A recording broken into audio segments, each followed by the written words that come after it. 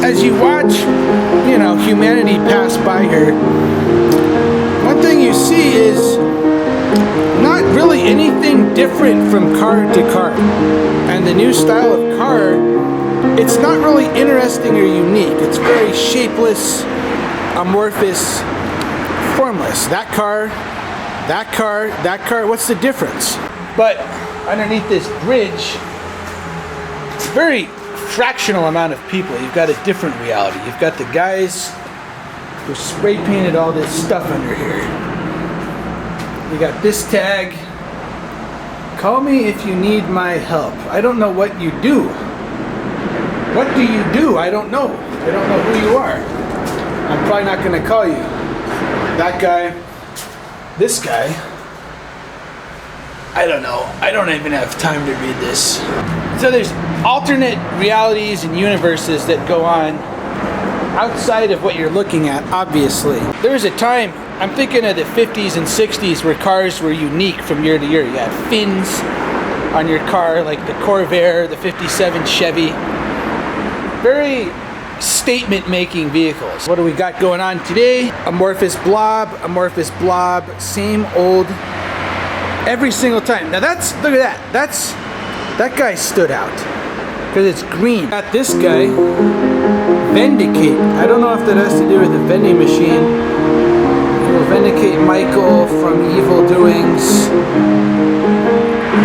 Michael Brown. Is that the guy from the Ferguson? I can't tell. And I don't know what that means. It just seems like a lot of people are hell-bent on just focusing straight ahead. Like these cars. They all look the freaking exact same to me. And conformity is one of the things that pisses me off because I just can't do it.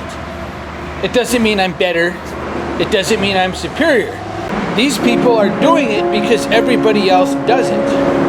These people they've got whatever job, they've got whatever career. There's not an independent thought evident from looking at this, which doesn't mean that it's not there. But I really don't think anybody's observing today. Is anybody observing and commenting on the state of things? It just seems like it's just, if you want to find the same old ship, I said that with a P, so kids can keep watching this. It's so easy to find. To find anybody doing anything new or interesting is difficult these days, I admit. I mean, how many of these cars? Every single one, boring, shapeless, formless cars. This is the standard today. Look at these cars. Do you see anything unique or different? They're blobs. And do you know why they're blobs? That's what the automakers have found is the cheapest way to make cars. It's just about cheap. It's about making cheap crap for the masses.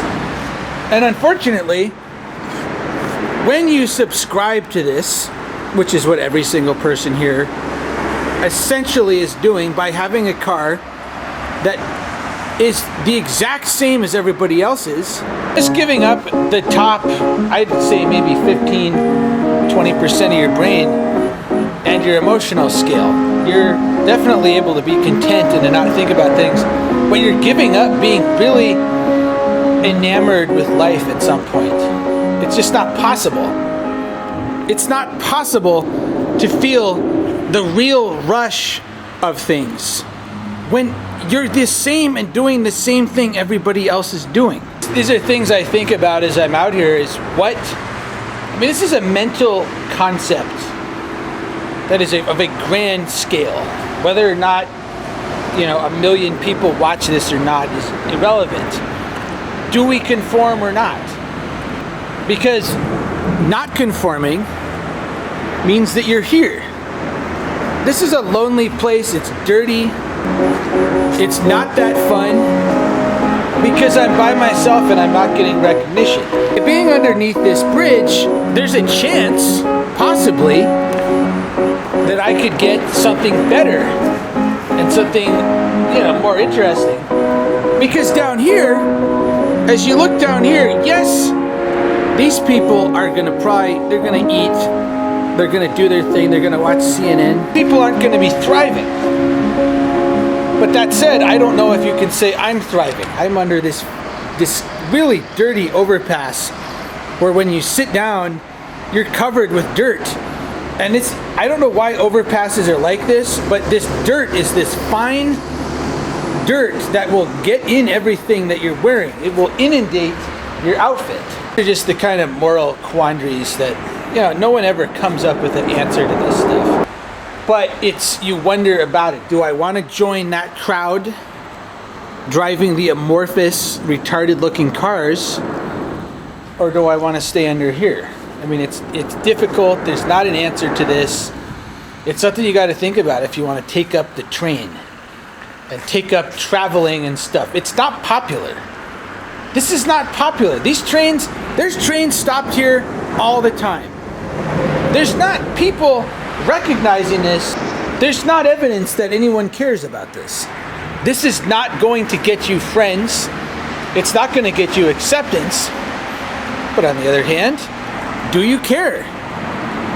Do you care about being a droid in that car?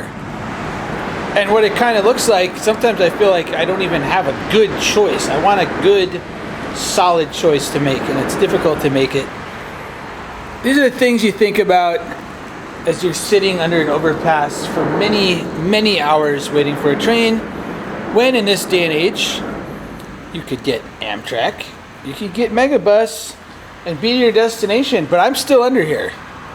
I am under here, and I'm going to stay under here at least till tomorrow, and then I'll probably wimp out and get the Amtrak or the Megabus. I would love it if some other riders would show up right now. I'm carrying the torch here for this. I need some people to show up. We can get some more beer and have a good time here. Maybe get a campfire started. We got these kids with bikes. Nah, they probably basically just see a shadowy figure drinking beer under the overpass, and they go the other direction. That's my theory on why they're not coming up here. And there's never anybody over here. I'm the guy. I think I'm doing more of this travel stuff than anybody else. And I hope I'm wrong. I'm not trying to call anybody out, but I just don't see evidence of it. I don't see the traveler thing going on here. These are the things you think about when you're drinking beer under a bridge. But I'm conflicted with this because I'm getting to that age where you're not the young rebel guy anymore. You're, a deadbeat hanging out under a bridge drinking beer, which I'm doing.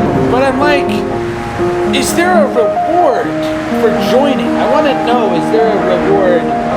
I'm not trying to make a statement that I'm awesome and they suck. That's not the point of this. I don't know what's going on.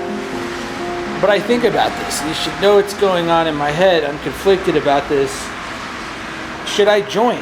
Should I join the group? I mean, this is how you join the group. First of all, you get a car that looks the exact same as that guy. Or that guy, because it's the same looking car. It's possible I'm oversimplifying this because, again, every person is different, even though they drive the exact same looking. Look, every single time I point this out, you can't tell the difference between that car, It's this, look at that. I'm not making this up. Should I join? I'm just not ready to do it yet, folks. It's not time. I don't know when it's going to be time. I don't know if I have to do it. I don't know that it's a requirement. But look at this. Look where I'm hanging out. Do you see guys like wanting an autograph under here? No, this is alone under here. And I wonder about it. I wonder what is the alternative to this. Because I would say that this isn't that great because it's really alone and isolated. Nobody's out here. These are the kinds of decisions. I'm gonna need more beer to appropriately decide.